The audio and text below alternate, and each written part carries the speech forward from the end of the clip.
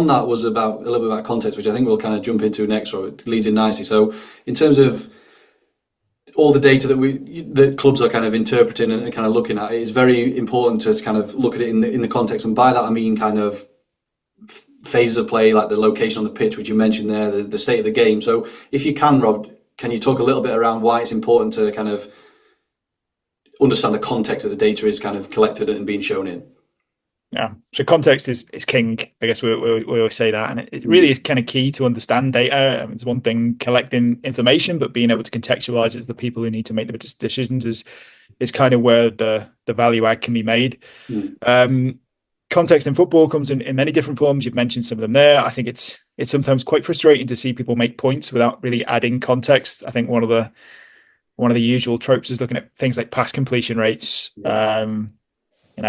Trent Alexander-Arnold's got one of the lowest pass completion rates in the Premier League. So what? He progresses the ball better than pretty much anybody in the game. So you kind of have to make a decision based on the context that he's actually pretty good at doing that. And another one is kind of about the idea of what was that other stat that Van Dijk had not been dribble pass for 18 months, and then you look at how often he was actually taken on as a player, and it was very rare. So I think by adding each of these individual context variables, as we call them, the phase of play that something happens in, the pitch location, you can kind of specify it to the team and add a bit more of a nuanced view of what's actually going on in the game.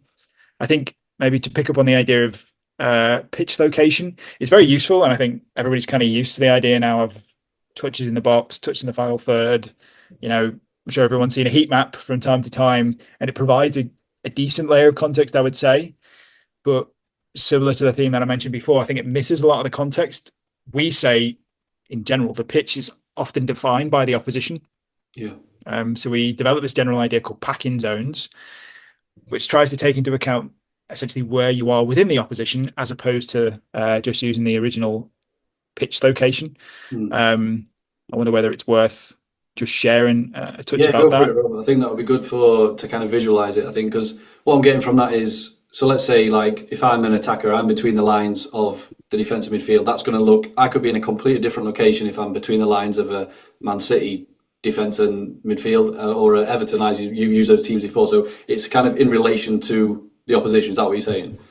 Exactly. So I guess this is a quite a crude visualization of it, but this is how we kind of break it down versus, for example, a 4-2-3-1. It changes depending on the formation of the opposition. But as opposed to just using the pitch markings and saying it's happening in the opposition box or in the final third, we will essentially say it's happening between the opposition centre-backs and midfield, for example, in what we would call the attacking midfield zone. And it's really then nice to be able to add a profile to a player, as opposed to saying you have a striker. You can say you have a striker that runs the channels and gets in behind the opposition right back and right centre-back, for example, in what we call the in-behind wide left zone. I guess to kind of show how it actually works, they have to be dynamic. They have to be fluid because the opposition moves. So if we knock the ball to our right back and the opposition kind of moves over at their own way and their own pace, some of the zones will move based on that. It's, I guess, an approach based on where the opposition are. I wondered if it was also just worth showing a kind of a realistic example of how we would visualize that and how clubs would kind of see it. Definitely. So just on that, before in terms of the different formations then, Rob, so you would have, those zones would be identified differently. You'd have different packing zones for if you're playing a 4-2-3-1, if you're against a 5-4-1, if you're against a 4-4-2. So is that, and what happens if the team that you're playing against is fluid in their formations and they change the second half they play different? Would that then reflect in the data that you provide in terms of those zones would have switched? Yeah, I guess that kind of, it comes back to the original point of it depends on who's collecting your data and kind of the accuracy involved. So our data providers have to identify when formations have changed. They have to understand what's happened.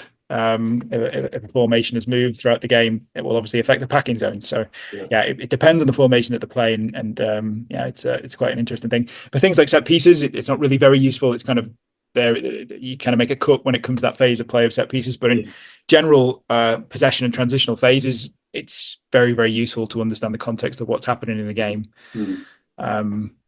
I thought it would be quite a nice one to be able to show within our scouting platform, because, well, hopefully there's no England fans who have a kind of a bad memory of this, but if I share this here. This is just a part of our scouting platform.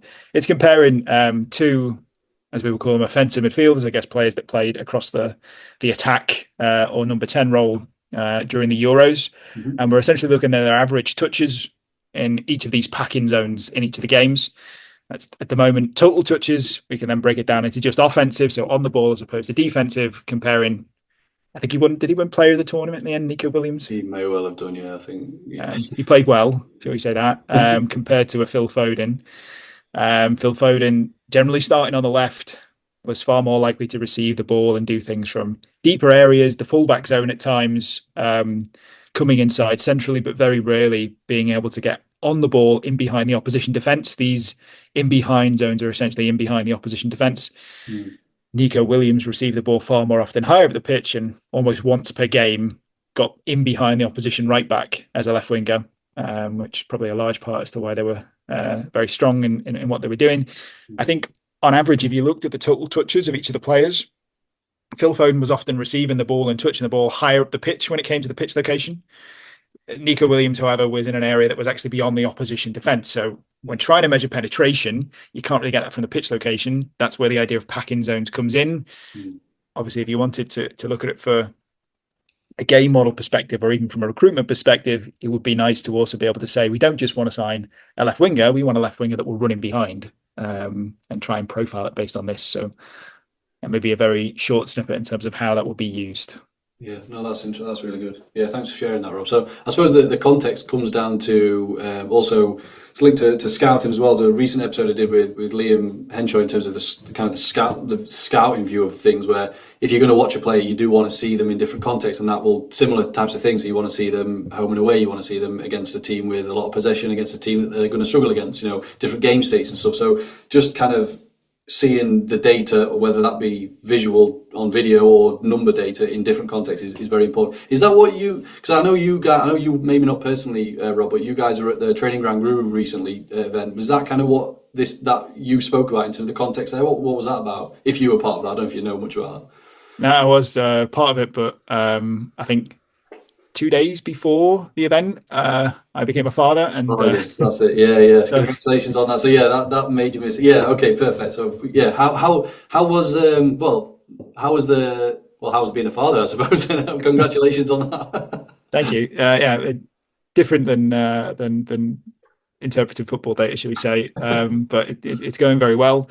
I was involved, I guess, in the planning of the presentation. We spoke a little bit about adding the context to different scenarios. I think packing zones came up, for example. But yeah, I think from what I understand, it was a really nice event. I'd say, but based on what you mentioned in terms of trying to interpret from a recruitment perspective, what's relevant for a club, it's always important to try and add a little bit of information about who a player is playing against. There's different approaches to that. You can look at, if it's a left winger, for example, who was their direct opposition. I know some people do that, and say, what was the standard of the right back they were up against. You can also add different nuances in terms of the style of the team that they're in, or the style of the team that they're against. In our platform, we tend to allow clubs to be able to do that kind of as they will. They can say, okay, just show me the performances of that player from a data perspective against these possession-based teams. Yeah. But I think probably the most powerful way in which we do it is to try and look at the standard of the opposition as a whole. We have a model called the Impect squad ratings that essentially benchmarks every team that we collect data on. And it has actually very little to do with Impect data as a whole. We look at the closing line of the betting market, and we model from that, essentially similar to an ELO ranking, if anybody's used it, the standard of the team. And from this, we use cross-competition analysis to build an overall worldwide league table, with the general idea that, as opposed to just saying, okay, that player is playing well in the Eredivisie, we probably want to know how they're playing against teams in the Eredivisie that might be at a Premier League standard, because we're a Premier League club. Yeah.